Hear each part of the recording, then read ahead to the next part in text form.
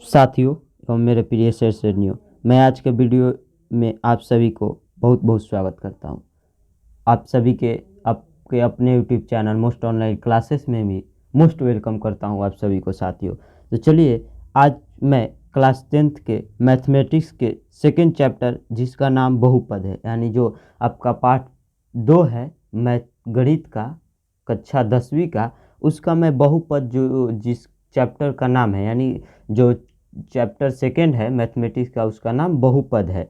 यानी उसी बहुपद चैप्टर का मैं वीवीआई ऑब्जेक्टिव लेकर आया हूँ, जो कि आपको बोर्ड एग्जाम से बहुत ही महत्वपूर्ण है। और यह ऑब्जेक्टिव चैप्टर सेकेंड का है और वीवीआई है। तो चलिए, मैं समय को देखते हुए वीडियो को स्टार्ट करता हूँ।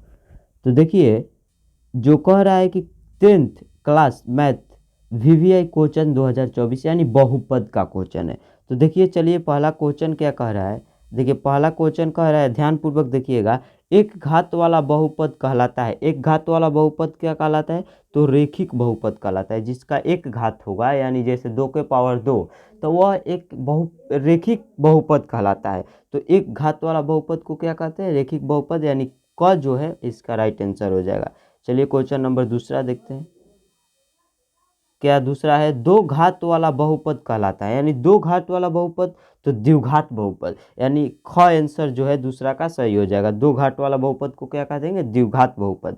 चलिए तीसरा क्वेश्चन देखते हैं। मोस्ट ऑनलाइन चैनल को सब्सक्राइब कर ले, most online classes YouTube channel को, इस बेहतर तैयारी के लिए, क्लास 10th के बेहतर तैयारी के लिए मोस्ट ऑनलाइन क्लासेस को सब्सक्राइब कर ले। धन्यवाद। चलिए क्वेश्चन नंबर तीसरा देखते हैं समय को देखते हुए। क्या कह रहा है? तीन घात वाला बहुपद को क्या कहते हैं? त्रिघात बहुपद, यानी द्विघात वाला को द्विघात, त्रिघात वाला को त्रिघात बहुपद कहते हैं, यानी तीसरा का ख आंसर सही हो जाएगा। चलिए क्वेश्चन नंबर चौथा देखते हैं। चौथा क्वेश्चन देखिए क्या कह रहा है। एक घातीय या रेखिक बहुपद का व्यापक रूप क्या होता है? एक घातीय या जो रेखिक बहुपद होता है उसका व्यापक रूप क्या होता है? तो उसका व्यापक रूप साथियों आपको ए एक्स प्लस बी होता है। ए एक्स प्लस बी, यानी क आंसर चौथा का सही हो जाएगा। चलिए देखते हैं पांचवा क्वेश्चन। क्वेश्चन सभी भी आया है बोर्ड एग्जाम से, आप बेहतर तरीके से वीडियो को देख देख कर याद कर ले।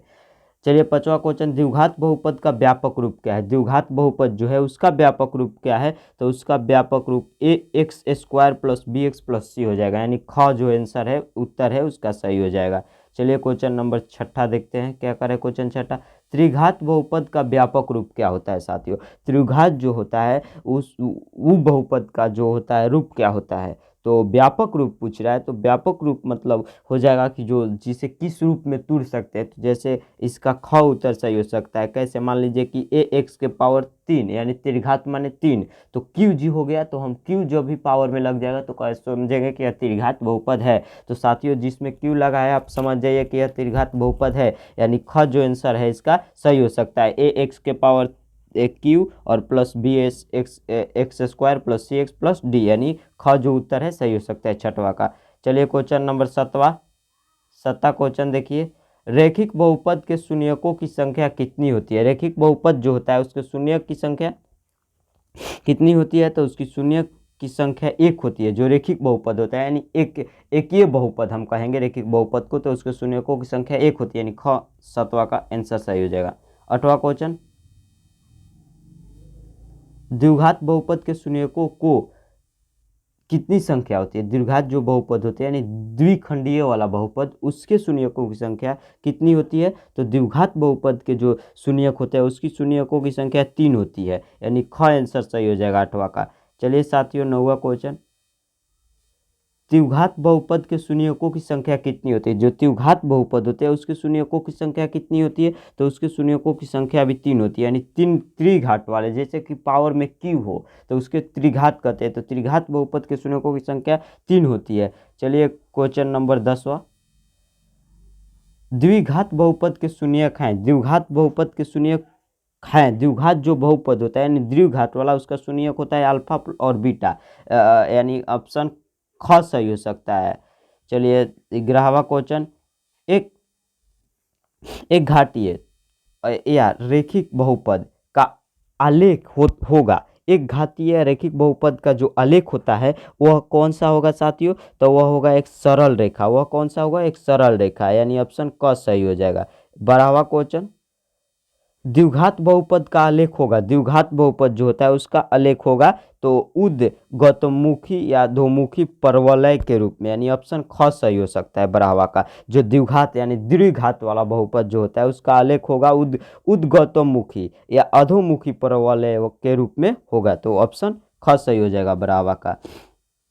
चलिए देखते हैं 13 क्वेश्चन। क्वेश्चन नंबर 13 मेरा क्या करा है, यदि किसी बहुपद का आलेख एक्स अक्ष को 2 बार प्रतिच्छेद करे तो शून्यकों की संख्या कितनी होती है? जब भी एक्स अक्ष को कोई प्रतिच्छेद 2 बार प्रतिच्छेद करे तो उसकी शून्यकों की संख्या कितनी होती है, यानी क्वेश्चन नंबर 13 आप देख सकते हैं। तो क्वेश्चन नंबर जो 13 का रहा है उसका भी ऑप्शन ख सही हो जाएगा, यानी उसका भी उद्गौतममुखी या अधोगौतममुखी परवलय के रूप में होता है, यानी क्वेश्चन नंबर 13 का ऑप्शन ख सही हो जाएगा। चलिए देखते हैं 14 नंबर क्वेश्चन। क्या 14 नंबर क्वेश्चन कह रहा है, देखिए, यदि किसी बहुपद का आलेख एक्स अक्ष को 1 बार प्रतिच्छेद करती है तो शून्यकों की संख्या कितनी हो जाएगी? तो शून्यकों की संख्या 1 हो जाएगी। यदि 1 बार प्रतिच्छेद करती है तो 1 हो जाएगी, और यदि 2 बार करती है तो उसकी अधमुखी और प्रतिमुखी गौतममुखी पर परवलय हो जाएगी। और यदि 1 बार प्रतिच्छेद करती है तो उसकी शून्यकों की संख्या 1 हो जाएगी, यानी 14 का ऑप्शन नंबर ख सही हो जाएगा। चलिए क्वेश्चन नंबर 15 देखते हैं। द्विघात बहुपद एक ए एक्स स्क्वायर और प्लस बी एक्स और प्लस सी एक्स की शून्यकों a x square plus b x और प्लस सी की शून्यकों अल्फा और बीटा हो तो शून्यकों का योग होगा। यदि अल्फा और बीटा हो तो यदि उसका शून्यक, द्विघात बहुपद का शून्यक यदि अल्फा और बीटा तो उसका योग क्या हो जाएगा, यानी शून्यकों का योग। यदि शून्यक अल्फा प्लस बीटा हो तो शून्यकों का योग क्या हो जाएगा? माइनस ए बी बटा ए, यानी जी जो अंक उसका एक्स में दिया रहेगा उसको माइनस में रख देंगे, और जो शुरू जो दिया रहेगा एक्स के पावर में घात में उसको बाटा में रख देंगे। क 15 का ऑप्शन सही हो जाएगा। चलिए क्वेश्चन नंबर 16, द्विघात बहुपद एक्स ए एस स्क्वायर और plus b x plus c की शून्यक ए अल्फा और बीटा हो तो शून्यकों का गुणनफल क्या हो जाएगा? तो शून्यकों का गुणनफल भी आपको यही हो जाएगा, क्योंकि यदि जब द्विघात बहुपद का बात करें तो योग और गुणनफल दोनों बराबर ही हो जाएंगे, हम कह सकते हैं। तो चलिए क्वेश्चन नंबर 17 देखते हैं। द्विघात बहुपद इतना कि शून्यक अल्फा और बीटा हो तो शून्यकों का योग कितना हो जाएगा? अब वहाँ a प्लस बी देता था और यहाँ मान चेंज कर दिया है, यहाँ अंक देने लगा, शब्द देने लगा, तब उसका शून्यकों का योग क्या हो जाएगा? तब शून्यकों -2 हो जाएगा, क्योंकि जब हम रखेंगे -2 और -2 और बाटा में 1, तो जब ए का मान हो जाएगा 1 हो जाएगा, और योग पूछ रहा है तो आप समझ जाइए कि वही हो जाएगा। -2 या -a नहीं रखेंगे तो -2 ही हो जाएगा, यानी ऑप्शन ख सही हो जाएगा 17 क्वेश्चन का।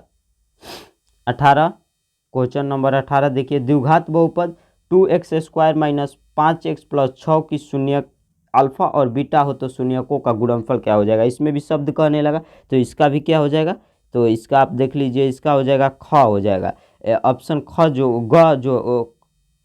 ग जो है ऑप्शन सही हो जाएगा, यानी 3 हो जाएगा। जो इसका होगा शून्यकों का गुणनफल 3 हो जाएगा, यानी 18 क्वेश्चन का घ ऑप्शन सही हो जाएगा। चलिए 19 नंबर, द्विघात बहुपद एक्स स्क्वायर माइनस 9 की शून्यक है। द्विघात बहुपद एक्स स्क्वायर माइनस 9 की शून्यक कितनी हो जाएगी? तो +3 हो जाएगी, यानी ऑप्शन घ सही हो जाएगा 19 का भी। चलिए देखते हैं क्वेश्चन नंबर मेरा 20, द्विघात बहुपद x square minus P x plus 2 की शून्यक अल्फा और बीटा हो तो शून्यकों का गुणनफल क्या होगा? क्वेश्चन 20 का ख ऑप्शन सही हो जाएगा, यानी -2 हो जाएगा। आप करके भी देख सकते हैं, हम तो बता दिए कैसे लिखा है। द्विघात यानी जिसके घात के पावर में स्क्वायर हो उसके द्विघात कहते हैं, और जिसके पावर में क्यूब हो उसके त्रिघात कहते हैं। चलिए क्वेश्चन नंबर 21 देखते हैं। द्विघात बहुपद x square minus 3x plus 2 की शून्यक अल्फा और बीटा हो तो 1 by alpha plus 1 by beta शून्यक का गुणनफल होगा। यानी किस क्वेश्चन का ऑप्शन ख सही हो सकता है। क्या हो जाएगा यदि इसका गुणन शून्यक का गुणनफल 3/2 हो जाएगा, यानी 3/2 हो जाएगा। चलिए क्वेश्चन नंबर 22 देखते हैं। द्विघात बहुपद एक a x cube plus b x square plus c x plus d की शून्यक अल्फा और बीटा और गामा हो तो alpha plus beta plus gamma बराबर क्या हो जाएगा। यदि ये तीनों हो शून्यक तो alpha plus beta plus gamma बराबर क्या हो जाएगा साथियों। तो देखिए जो है आपको ख ऑप्शन सही हो जाएगा, यानी सी बाई ए हो जाएगा। Alpha plus beta plus gamma बराबर क्या हो जाएगा, सी बाई ए हो जाएगा, यानी ख ऑप्शन सही हो जाएगा। चलिए क्वेश्चन नंबर 23 देखते हैं। त्रिघात बहुपद a x cube plus b x square plus c x plus d बराबर क्या हो जाएगा। यदि है तो इसमें भी आप समझ सकते हैं। तो जब है इतना है, जिसका मान इतना है, तो क्या करें कि शून्यक अल्फा और बीटा और गामा हो तो alpha beta plus beta gamma plus gamma alpha बराबर क्या होगा। यानी क्वेश्चन 23 बहुत लाजवाब है, बहुत बार पूछ चुका है, तो इसका ग ऑप्शन सही हो जाएगा। ग ऑप्शन जो है वही ऑप्शन सही हो जाएगा, यानी सी बाई ए हो जाएगा। Alpha beta plus beta gamma plus gamma alpha बराबर क्या हो जाएगा, सी बाई ए हो जाएगा, यानी ऑप्शन ग सही हो जाएगा। चलिए 24 नंबर क्वेश्चन। त्रिघात बहुपद x cube plus 3x square plus 2x plus 1 की शून्यक यदि अल्फा बीटा और गामा हो तो अल्फा बीटा प्लस गामा बराबर क्या हो जाएगा साथियों। तो 24 क्वेश्चन का ऑप्शन नंबर आपको ख सही हो जाएगा, ग सही हो जाएगा, यानी ऑप्शन 2 जो ऑप्शन ग जो है जो 2 दिया है वही होगा, क्योंकि जो जिसका यह आपको द्विघात जो बहुपद दिया है उसके शून्यक में यदि अल्फा बीटा और गामा तीनों हो तो alpha plus beta plus gamma बराबर क्या हो जाएगा, 2 हो जाएगा, यानी ऑप्शन ग सही हो जाएगा।